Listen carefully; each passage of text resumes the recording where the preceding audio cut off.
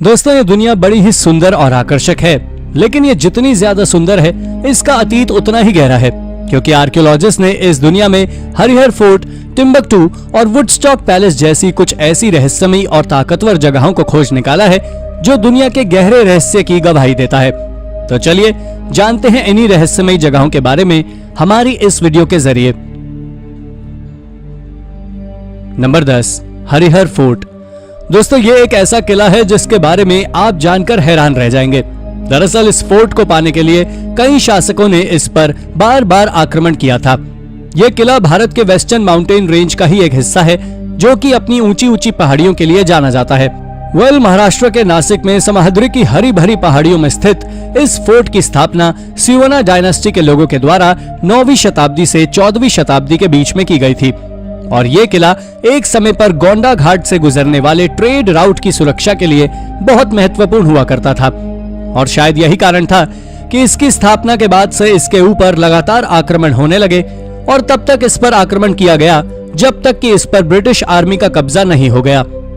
अगर अब हम इसके साइज की बात करें तो यह जमीन से 170 मीटर की हाइट पर स्थित है, जिसके ऊपर चढ़ने के लिए 117 सीढ़ियां बनी हुई हैं, जो लगभग 1 मीटर चौड़ी हैं। आपको बता दें कि इसकी चढ़ाई कई जगह 90 डिग्री तक खड़ी है, जो कि इस किले को और भी डेंजरस और इंटरेस्टिंग बनाती है। Number 9, the temple of Palenque. ये टेम्पल दुनिया की सबसे मिस्टीरियस जगहों में से एक है, जिसे माया सिविलाइजेशन द्वारा बनाया गया था, और आज के समय ये मेक्सिको के चियापास में स्थित है। आपको बता दें कि इस जगह का निर्माण 675 ईस्वी में पाकाल द ग्रेट के द्वारा शुरू किया गया, और इनके पुत्र कान बालाम II के द्वारा इसकी संरचना और सजावट पूरी की गई थी। आपको यह भी जान लेना चाहिए कि इसके पास से ही पाकाल द ग्रेट के मकबरे को भी खोजा गया था, जहां से आर्कियोलॉजिस्ट को कई सारे आर्ट पीसेस भी मिले थे। हालांकि अब अगर हम इसकी बनावट की ओर नजर डालें तो आपको बता दें कि इसकी भीतरी दीवारों में 4 में से 3 दीवार पूरी तरह इंस्क्रिप्शन से भरी हुई है, जिन्हें ईस्ट टैबलेट, सेंट्रल टैबलेट और वेस्ट टैबलेट के नाम से जाना जाता है। इसके साथ ही साइंटिस्ट ने इस जगह को दूसरी दुनिया के लोगों यानी कि एलियंस के साथ जोड़कर भी देखा है। Number 8, farm frozen in time. ये खोज इजराइल में की गई थी, जहां से आर्कियोलॉजिस्ट को एक प्राचीन फार्मस्टेड मिला था, जो आज से करीब 2100 साल से भी ज्यादा पुराना था। एक्सपर्ट्स का इस फार्म के बारे में मानना है कि प्राचीन समय में जो किसान यहां रहा करते थे, उन्होंने किसी युद्ध के कारण अपनी इस प्रॉपर्टी को छोड़ दिया था।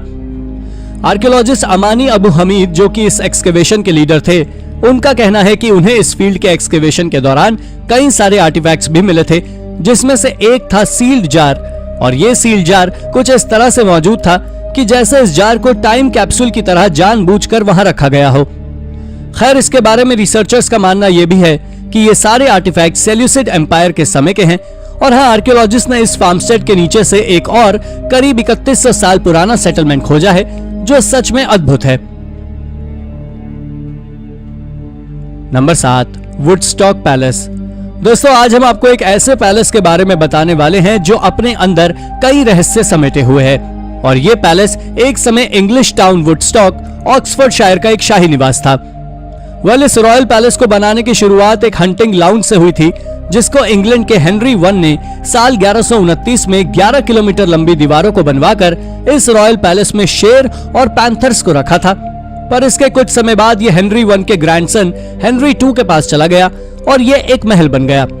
हेनरी VII ने 1490 के दशक में इस महल के एक हिस्से का रिकंस्ट्रक्शन करवाया था, और अंत में ये साल 1611 में किंग जेम्स I ने अपने बेटे हेनरी फ्रेडरिक को तोहफे के रूप में दे दिया, जो कि वेल्स के राजकुमार थे। इस पैलेस में कई हिस्टोरिकल घटनाएं हो चुकी हैं। दरअसल एक बार तो इंग्लैंड की सबसे फेमस क्वीन एलिजाबेथ I को साल 1554 से 1558 तक इसी पैलेस में कैद कर दिया गया था, और ये वुडस्टॉक पैलेस बहुत हद तक इंग्लिश सिविल वॉर के समय नष्ट हो गया था। Number 6, Timbuktu. अब हम आपको एक ऐसे शहर के बारे में बताने जा रहे हैं जो कि एक समय पर इस्लाम का गोल्डन एज माना जाता था।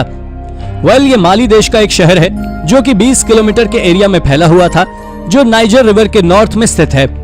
शुरुआत में टिम्बकटू एक मौसमी बस्ती के रूप में शुरू हुआ, और 12वीं शताब्दी की शुरुआत में ट्रेड रूट में बदलाव के बाद और खासकर 1325 के आसपास मानसा मूसा की यात्रा के बाद टिम्बकटू नामक सोना, हाथीदांत और दासों के व्यापार से फला फूला और ये 14वीं शताब्दी में माली साम्राज्य का हिस्सा बन गया। आपको ये जानकर आश्चर्य होगा कि इस शहर में एक प्रमुख इस्लामी यूनिवर्सिटी की स्थापना ने कई मुस्लिम विद्वानों को अपनी ओर आकर्षित किया था। Number 5, ancient pottery workshop. Archaeologist ने प्राचीन इजिप्ट के सिटी ऑफ अलेक्जेंड्रिया में कई सारे कूल आर्टिफैक्ट्स को खोजा है और इसी खोज के दौरान आर्कियोलॉजिस्ट ने एक प्राचीन पॉटरी वर्कशॉप को भी खोजा है, जहां से आर्कियोलॉजिस्ट को ना जाने कितने सारे एम्फोरा मिले हैं। जिन्हें नहीं पता उन्हें बता दे कि एम्फोरा एक प्रकार के जार हुआ करते थे जिसे इजिप्शियन, रोमन और भी कई सिविलाइजेशन यूज किया करते थे और इन्हें मुख्य रूप से तेल और अनाज को सप्लाई करने के लिए उपयोग किया जाता था। जब आर्कियोलॉजिस्ट ने उन जार्स और उस वर्कशॉप की कार्बन डेटिंग की तो उन्हें पता लगा कि ये वर्कशॉप आज से लगभग 2000 साल पुराने हैं। लेकिन आप जानकर चौंक जाने वाले हैं कि ये शॉप हमारे अंदाज से भी काफी ज्यादा पुराना था। और मैं ऐसा इसलिए बोल रहा हूं क्योंकि आर्कियोलॉजिस्ट ने उस वर्कशॉप से बाइजेंटाइन एरा का लाइम मेकिंग किल्न भी खोजा था, जो इसके समय को और भी ज्यादा पेचीदा बनाता है। Number 4, Suakin island ruin. Suakin island ruin असल में एक कोरल सिटी है जिसे आज से 10,000 साल पहले नॉर्दर्न सुडान के रेड सी के एज यानी कि कोने पर बनाया गया था। दोस्तों, इसके बारे में ऐसा माना जाता है कि इसे इजिप्ट के सबसे फेमस फेरोहा रामसेस III के द्वारा बनाया गया था। आपको बता दें, जब इसे बनाया गया था तब इसको बनाने का एक ही मकसद था और वो था ट्रेड। लेकिन इसके 1000 साल बाद जब इस्लाम धर्म के लोग वहां पहुंचे तो उन्होंने वहां पर अपना राज्य स्थापित किया। वैसे इस आइलैंड की सबसे खूबसूरत बात यह है कि इसकी बिल्डिंग्स को कोरल से बनाया गया था। Number 3, mysterious Japanese tomb. दोस्तों, जापान के मोजू नाम के एरिया में 4th से 6th सेंचुरी की कई सारी कब्रें मौजूद हैं जिन्हें एक एलीट रूलर के द्वारा बनाया गया था। आपको जानकर हैरानी होगी कि यह दुनिया के निंटोकू कोफुन एम्परर के द्वारा बनाया गया अब तक का सबसे बड़ा कब्रिस्तान है, जिसकी कब्र चारों ओर से मोट से घिरी हुई है, जो करीब करीब 2400 फीट यानी कि 731 मीटर लंबी है। इसी कारण से इसे जापान देश की सबसे बड़ी कब्रिस्तान माना जाता है। और हाँ, यही नहीं बल्कि ये इसी के चलते दुनिया का भी सबसे बड़ा कब्रिस्तान बना हुआ है। वैसे जापान में ही दुनिया का तीसरा सबसे बड़ा कब्रिस्तान भी मौजूद है, जो एम्परर रिशु कोफून की कब्र है।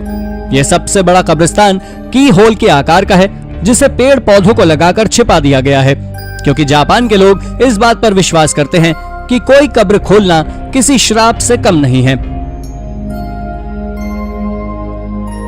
Number 2, treasure in the valley of Kings.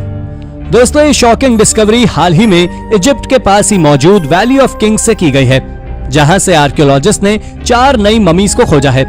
हालांकि जब आर्कियोलॉजिस्ट ने उन चारों ममीज की रिसर्च की तो उन्होंने पाया कि इन ममीज से एक ममी आमेनहमेट नाम के एक व्यक्ति की है।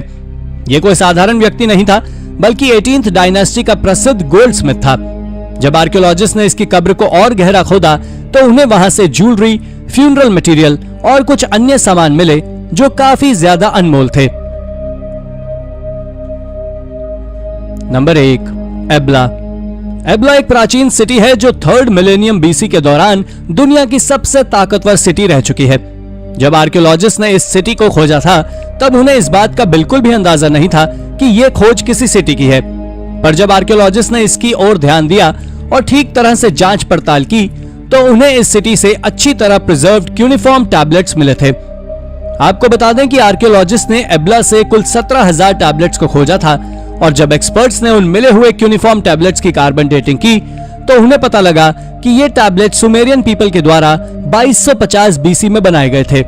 इन टैबलेट्स पर अनगिनत इंस्क्रिप्शंस मौजूद हैं जो एंशिएंट वर्ल्ड के बारे में ज्ञान दे सकते हैं, लेकिन इन टैबलेट्स पर लिखी लैंग्वेज को ट्रांसलेट करना कोई आसान काम नहीं है। ये वाकई एक अद्भुत खोज है। तो दोस्तों, ये थी हमारी एक और इंटरेस्टिंग वीडियो। अगर आपको ये वीडियो पसंद आई हो तो इसे लाइक करें और हाँ, जाते जाते चैनल को सब्सक्राइब भी जरूर कर दीजिएगा। Thank you for watching.